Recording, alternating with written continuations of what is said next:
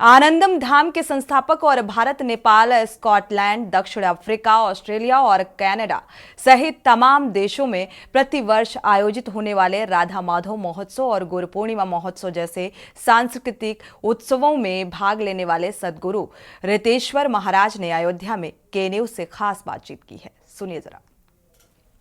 अयोध्या में श्री राम जन्मभूमि के मुख्य द्वार पर खड़े हैं और हमारे साथ बगल में श्री रितेश्वर जी महाराज जी हैं। आप सब इनको जानते हैं भली भांति। तो महाराज जी पहुँचे हैं अयोध्या में, जानते हैं इनसे कुछ बात करते हैं। महाराज जी, आप अयोध्या धाम पहुँचे हैं, तो अब तो मंदिर का स्वरूप जो बन चुका है, प्राण प्रतिष्ठा की तारीख भी तय हो गई है। 500 सालों बाद जो है ये प्राण प्रतिष्ठा कार्यक्रम रखा गया है महाराज जी। तो अब वो 500 वर्ष का जो कलंक था वो कलंक मिटा है और अवध की सड़कों पर इस करीब 3 बज रहे हैं, प्रातः ब्रह्म मुहूर्त है और मैं अभी पैदल ही यहाँ से लता मंगेशकर चौक तक गया था। सैकड़ों लोग आनंदित हैं, आह्लादित हैं। जहाँ जा रहा हूँ बस एक ही धुन आती है, जय सिया राम, जय श्री राम, जय श्री अवध धाम। आप देख सकते हैं फूलों से इतनी बढ़िया सजावट की गई है।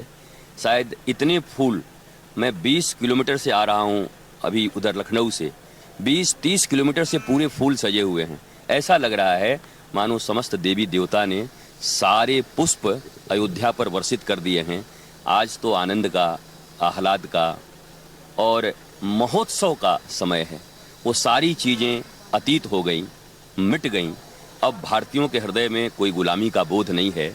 सांस्कृतिक आज़ादी का पहला श्वास मैं अयोध्या के इस सड़क पर ब्रह्म मुहूर्त में लेते हुए स्वयं को और यहाँ हजारों लोगों को देख रहा हूँ कि बरसों बाद वो सांस्कृतिक रूप से स्वतंत्र होकर श्वास ले रहे हैं और ये भारत के लिए बहुत बड़ा दिन है। तो महाराज जी, इसी कड़ी में आप देखिए 1990 में जो कार सेवा हुई थी, तमाम लोग यहाँ पे आए हुए हैं, उनके परिजन आए हुए हैं जो अब इस दुनिया में नहीं, वो प्राण प्रतिष्ठा को कार्यक्रम को जो नहीं देख पाए उनके परिवार के लोग आ रहे हैं।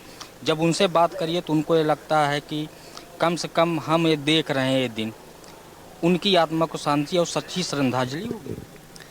देखिए, जिन वीर सपूतों ने इसी अयोध्या में कभी क्रूर शासकों की गोलियां खाकर अपने प्राणों को न्यौछावर कर दिया, सरयू लाल हो गई थी उस दिन।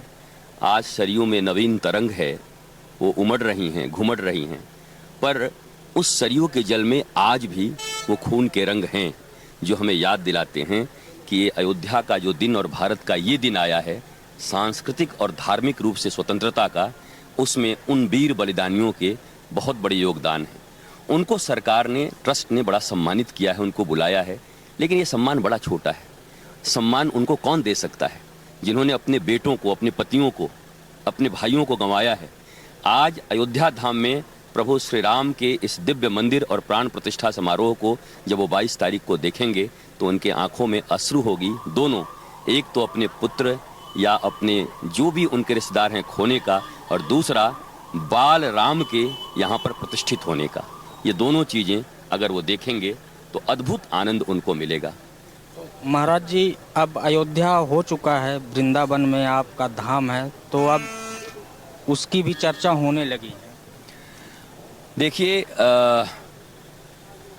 मथुरा आप ऐसे करते रहो ना, थोड़ा रास्ता भी छोड़ दो। मथुरा का भी काम अब होने वाला है और काशी का भी काम होने वाला है, क्योंकि भारत अब सांस्कृतिक और धार्मिक रूप से जागृत हो गया है।